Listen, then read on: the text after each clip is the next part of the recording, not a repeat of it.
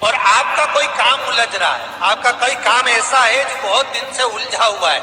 चाहे वो कोर्ट कचहरी का हो, चाहे वो किसी से जुड़ा हुआ हो,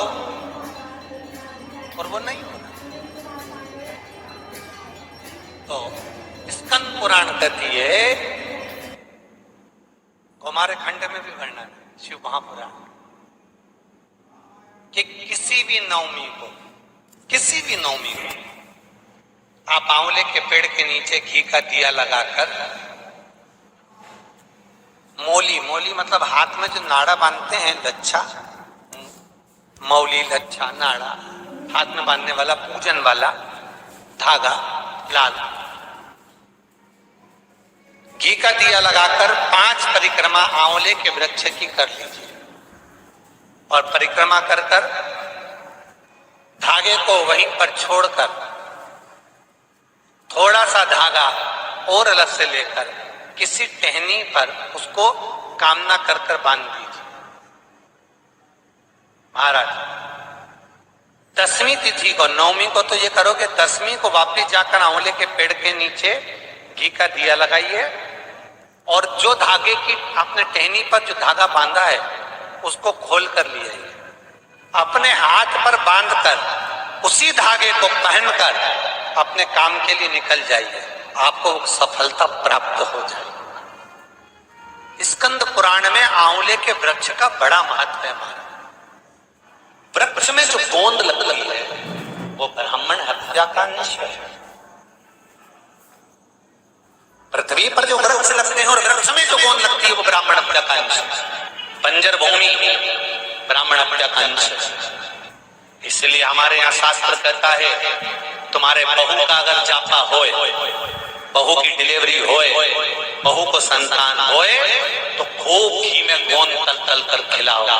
और जन्माष्टमी रामनवमी पर भगवान का प्रसाद तैयार करो तो उसमें गोंद मत डालना, क्योंकि उसमें ब्राह्मण हत्या का अंश रहता है। भगवान के प्रसाद में गोंद नहीं आना। वो भी आप समझ लें कि जैसे अष्टमी तिथि या नवमी तिथि किसी भी महीने की, चाहे शुक्ल पक्ष की हो चाहे कृष्ण पक्ष की, अष्टमी और नवमी तिथि ये 2 तिथियां ऐसी है, मान लो तुम्हारा पैसा तुमने किसी को दिया, 5 लाख, 4 लाख, 3 लाख, 10 लाख, 8 लाख, 2 लाख, 50,000, 25,000, 20,000, 40,000, और वो पैसा नहीं दे रहा, आप हार रहे थे, फोन लगा तो भैया दे दे रहे, परेशानी है, दे दे रहे भैया हम तो परेशान, और हार रहे नहीं मिल रहे। महाराज किसी भी अष्टमी या नवमी तिथि के दिन आप माँ जगत जननी जगदम्बा का शिव के साथ में शिव शक्ति का स्मरण कर देवी के नाम की 9 आहुतियां सूखे बीले की, मतलब बीला तो सूख चुका, खाली जो सूख चुका, उसकी 9 आहुतियां अग्नि में शंकर और सती के नाम से, शंकर और शिव के नाम से समर्पित करें, और आखिरी आहुति जो समर्पित करें उसमें थोड़ा सा भाग तिल का, और तिल भी काली नहीं चढ़ती, उसमें श्वेत तिल का भाग उसके साथ लगाकर समर्पित करे, और जिससे धन लेना है उसका नाम लेकर वो समर्पित करे महाराज, वो सुध आएगी, और वो पैसा किसी भी हाल में आपके हाथ में थमाकर जाएगा ही। क्यों महापुराण को यहाँ तक कहती है कि आपका कोई काम अटक रहा है, कोई काम नहीं हो रहा, बहुत परेशान हो गए, बहुत थक गए उस काम के लिए, सबके हाथ भी जोड़ लिए, सबके पास होकर आ गए, पर वो काम बढ़ ही नहीं रहा, तो निवेदन तक है, घी के दिए में काली तिल डालकर शंकर जी के मंदिर के सामने तुम रुद्राही का नाम लेकर दिया लगाकर, जिस काम को तुमने दुनिया के आगे कहकर देख लिया, कर देख लिया, नहीं हुआ, उस कार्य को एक बार दिया लगाकर निवेदन कर तिल जाकर देखना, काम आगे बढ़कर ही गए। चाहे शुक्ल पक्ष की हो चाहे कृष्ण पक्ष की नवमी तिथि, पीला चंदन घिसते, उस चंदन को एक सुंदर पीपल का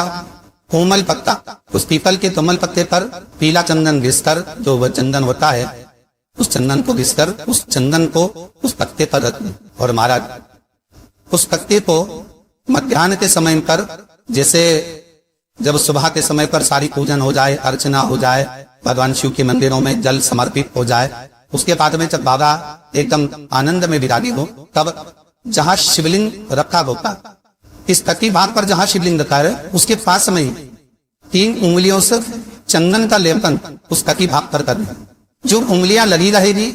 उसी करो को अशुद्ध सुंदर वाली जला पर स्पर्श करना। पर असत सुंदरी वाली जला पर स्पर्श कर डब्बी में उस चंदन प्राप्त कर लीजिए। कुछ दिन जिसकी नेत्र ज्योति कमजोर हो, चश्मा लग रहा हो, शरण शक्ति कमजोर हो, सुनाई कन दे रहा हो, उसके कंठ से इस तुरबी तक उस चंदन का तिलक लगाना प्रारंभ कर और मित्रों के नीचे थोड़ा सा चंदन लगाना प्रारंभ कर। लगभग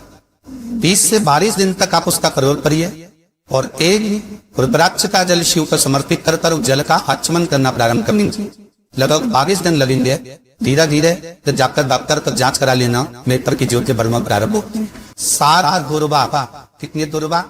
सारा दुर्बा कशुप सुंदरी वाणी में जगह पर चढ़ाकर शंकर भगवान के ऊपर चढ़ाकर गणेश जी की चरणारविंद को लगाकर उसको देखकर खाना है। हाथ का केशवर महादेव का स्मरण कर उसको लेकर आए उन्हें उदर में पेट में तो वो बीमार में दो बहुत ज्यादा तकलीफ हो रही हो, शरीर के अंतर्गत एसिडिटी रहती हो या पेट के अंतर्गत कोई नाम कोई बीमारी बनी ही रहती हो, उसको वो किसी भी दिन सुबह के समय जब आपको दुर्बा लेकर आए 5 दिन 6 दिन 7 दिन में एक एक कर खाली पेट उसको चबा चराब कर खा लो और पानी पी। कभी आपको स्मरण रहा हो कि जिस नारी के स्त्री के रजो धर्म से जुड़ी हुई या पुरुष वर्ग में भी कहीं ना कहीं किसी न किसी रूप में इस उदर से लेकर पैड़ी तक के बीच में जो भी तकलीफ होती है उससे जुड़ी हुई की भी प्रयोग आता है। उसको कर लेने से संपूर्ण जीवन समय ये नाभि कोष से लेकर पैड़ी तक के बीच में कम तकलीफ हुई और वो जल शंकर भगवान वो शूलपाणेश्वर महादेव के नाम से चढ़ाया है। कौन सा महादेव के नाम से? शूलपाणेश्वर महादेव, शूलपाणेश्वर। उसका भी स्थान एक जल कहा चर्चा। पहले तो 9वीं तिथि का दुर्गा भगवान शंकर को समर्पित करते हुए अशोक सुंदरी वाली जगह का समर्पित करते हुए श्री गणेश जी महाराज किसी नारी की जिंदगी कभी इस तरह से जी रही होती है। शिव पुराण कहती है केवल एक चावल का दाना, एक अब तक एक बेलपत्र और एक पुष्प की लाल पुष्प की पंखुड़ी माँ मालिनी के नाम से, माँ गौरा के नाम से, आदिशक्ति के नाम से 3 नामों का स्मरण कर कर मालिनी माँ गौरा आत्मशक्ति का स्मरण कर कर जो सुख सुंदरी वाली जगह पर समर्पित कर देती है नारी, उसकी जिंदगी से दुख समाप्त हो जाता है। पर वह दूसरी ही और अग्रंथ घर में अगर कोई व्यक्ति बीमार पड़ा, घुटने दुख रहा हो, कमर दुख रही हो, पीठ दुख रही हो, कंधा दुख रहा हो, सिर दुखता रहता हो, आंखों में जलन रहती हो, कोई भी तकलीफ रहती हो तो सीधी सीधी शिव पुराण कहती है तो 14 दाने चने की दाल के लेकर उस व्यक्ति पे से 14 बार उतार कर शंकर जी का नाम लेकर शंकर जी के मंदिर में शिव जी पे चढ़ा दो। उस व्यक्ति को शारीरिक